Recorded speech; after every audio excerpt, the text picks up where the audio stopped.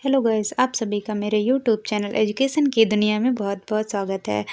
और हम लोग हिंदी के बारे में पढ़ेंगे सबसे पहले, और उसका पहला टॉपिक होगा हमारा रचना और उनके रचनाकार। तो अब आज हम लोग बिना बात किए हुए शुरू कर। जैसा कि आप लोग देख रहे हैं, जयशंकर प्रसाद जी के बारे में पढ़ेंगे, और उनकी एक अच्छी सी लाइन हमारी ज़िंदगी में जो बहुत ज़्यादा हमारे लिए प्रभावशाली है और इसे हम लोगों को अपनाना भी चाहिए, जो है जीवन की सबसे बड़ी उपलब्धि प्रसन्नता है। तो इसके मतलब ये है कि अगर हम लोग खुद खुश रहेंगे तभी तो हम लोग खुशी खुशी से कुछ अच्छा सा कर पाएंगे और अच्छा अपने जीवन में अपने उज्जवल भविष्य के लिए अच्छा कुछ सोच पाएंगे। तो चलिए अब शुरू करते हैं इनकी रचनाएं। तो जयशंकर प्रसाद जी के जैसे कि लिखा है उपन्यास, तो हम पहले इनके उपन्यास के बारे में जानेंगे, फिर इनके काव्य संग्रह, और ऐसे ही एक एक करके इनके बारे में जानेंगे। तो सबसे पहले इनके 3 उपन्यास हैं जो बहुत ज़्यादा पूछे जाते हैं एग्ज़ाम पेपर में, और जो मतलब ज़्यादातर एग्ज़ाम में आते ही आते हैं। ऐसा कोई एग्ज़ाम नहीं है जिसमें नहीं पूछे जाते हैं, जहाँ हिंदी आती हो। तो इनके 3 उपन्यास हैं, कंकाल, तितली, इरावती।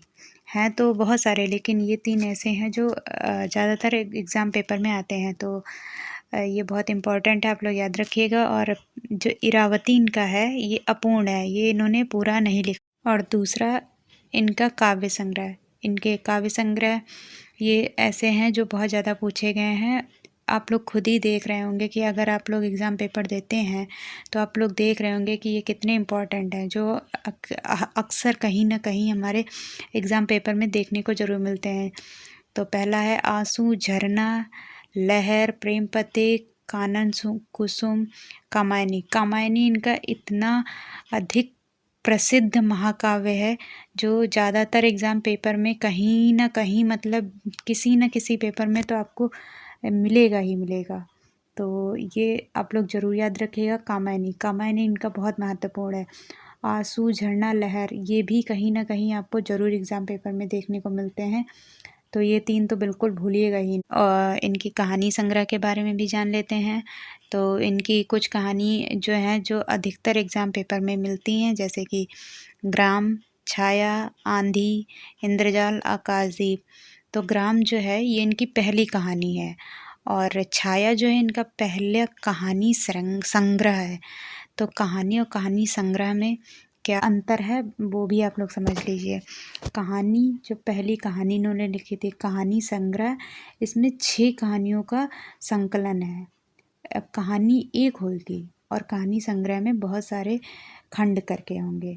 तो ये छाया कहानी संग्रह है जिसमें 6 कहानियाँ हैं, और ग्राम पहली कहानी है।